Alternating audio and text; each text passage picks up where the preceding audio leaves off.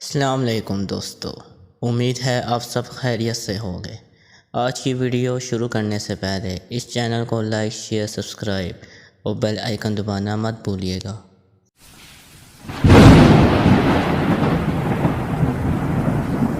قرآن مجید میں بیان ہونے والے بہترین قصوں میں سے ایک قصہ بنی نوح انسان کے باپ حضرت آدم کا ہے۔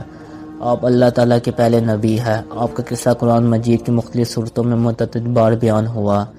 اللہ تعالیٰ نے سورۃ بقرہ میں قصے کو بیان کرتے ہوئے فرمایا، اور وہ وقت یاد کرنے کے قابل ہے جب تمہارے پروردگار نے فرشتوں سے فرمایا کہ میں زمین میں اپنا نائب بنانے والا ہوں۔ انہوں نے کہا، کیا تو اس میں ایسے شخص کو نائب بنانا چاہتا ہے جو خرابیاں کرے اور خون خرابہ کرتا پھرے، اور ہم تیری تعریف کے ساتھ تسبیح و تقدیس کرتے رہتے ہیں۔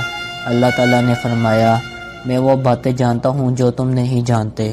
اور اس نے آدم کو سب چیزوں کے نام سکھائے، پھر ان کو فرشتوں کے سامنے پیش کیا اور فرمایا کہ اگر تم سچے ہو تو مجھے ان کے نام بتاؤ۔ انہوں نے کہا، تو پاک ہے، جتنا علم تو نے ہمیں بخشا اس کے سوا ہمیں کچھ معلوم نہیں، بے شک تو دانا ہے اور حکمت والا ہے۔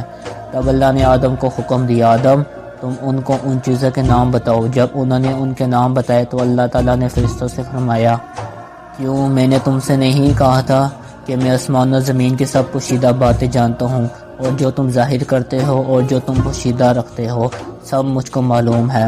اور جب ہم نے فرشتوں کو حکم دیا کہ آدم کے آگے سجدہ کرو تو سب سجدے میں گر پڑے، مگر شیطان نے انکار کیا اور غرور میں آ کر کافر ہو گیا۔ اور ہم نے کہا، اے آدم تم اور تمہاری بیوی جنت میں رہو اور جہاں سے چاہو بے روک ٹوک کھاؤ، لیکن اس درخت کے پاس نہ جانا، نہیں تو ظالموں میں شمار کیے جاؤ گے۔ پھر شیطان نے ان دونوں کو وہاں سے پھسلا دیا اور ان کو وہاں سے نکلوا دیا۔ تب ہم نے حکم دیا کہ نکل جاؤ جنت سے، تم ایک دوسرے کے دشمن ہو، اور تمہارے لیے زمین میں ایک وقت تک ٹھکانہ اور معاش مقرر کر دیا گیا۔ پھر آدم نے اپنے پروردگار سے کچھ کلمات سیکھے اور معافی مانگی تو اللہ نے ان کا قصور معاف کر دیا، بے شک وہ معاف کرنے والا اور صاحب رحم ہے۔ آیا کہ تم سب یہاں سے اتر جاؤ، جب تمہارے پاس میری طرف سے ہدایت پہنچے تو اس کی پیروی کرنا۔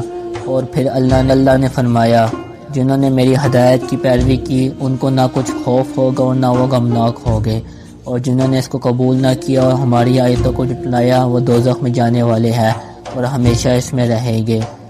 پھر اللہ تعالیٰ نے فرمایا، میں زمین میں خلیفہ بنانے والا ہوں، یعنی اللہ تعالیٰ نے آدم اور ان کی اولاد کی تخلیق کا ارادہ ظاہر فرمایا، جن کی ہر نسل پہلی نسل کی جگہ لے گی۔ یعنی اللہ تعالیٰ نے فرشتوں کو آدم اور ان کی اولاد کی تخلیق کی خبر دی، جس طرح کسی بھی عظیم کام کو وجود میں لانے سے پہلے خبر دی جاتی۔ فرشتے آدم کی تخلیق کے بارے میں مزید معلومات اور اس کی حکمت جاننے کے خواہش مند تھے، اس لیے انہوں نے عرض کیا، کیا تو اس میں ایسے شخص کو نائب بنانا چاہتا ہے جو خرابیاں کرے اور خون خرابہ کرتا پھرے؟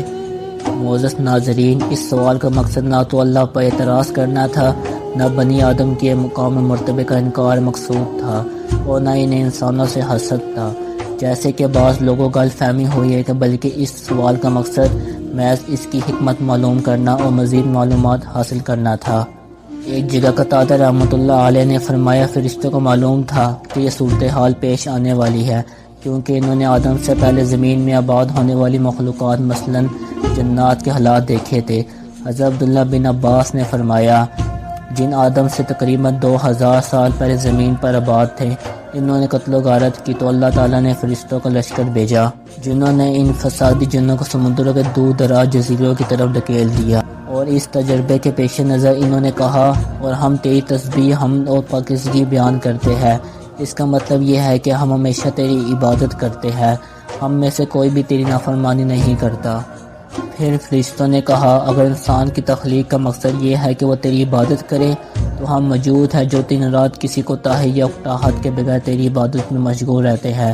پھر اللہ تعالیٰ نے فرمایا، جو کچھ میں جانتا ہوں تم نہیں جانتے، یعنی مجھے ان کی تخلیق کی وہ حکمت معلوم ہے جو تم نہیں، یعنی میں ان میں نبی، رسول، صدیق، شہداء اور نیک لوگوں کو پیدا کروں گا۔ اللہ نے ابن عباس نے فرمایا، اس سے مراد ان چیزوں کے نام ہے جن سے لوگ ان چیزوں کو پہچانتے ہیں، یعنی وہ چھوٹی بڑی اشیاء جس سے روزمرہ زندگی میں واسطہ پڑتا، مثلا انسان، حیوان، زمین، میدان، سمندر، پہاڑ، اونٹ اور گدھا وغیرہ۔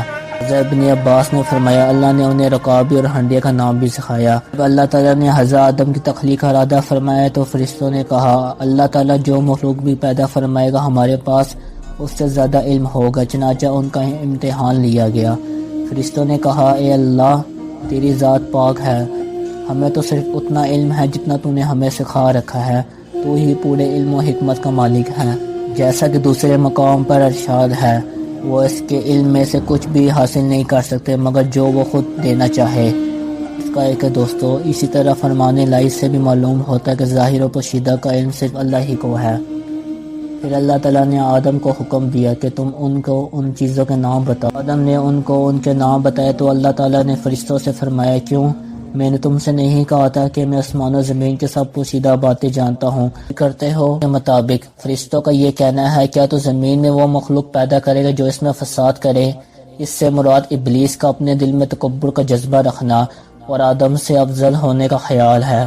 دوسرا قول یہ ہے کہ فرشتوں کے اس خیال کی مراد کہ اللہ تعالیٰ کوئی ایسی مخلوق پیدا نہیں فرمائے گا جو ہم فرشتوں سے زیادہ علم والی اور زیادہ معزز ہو۔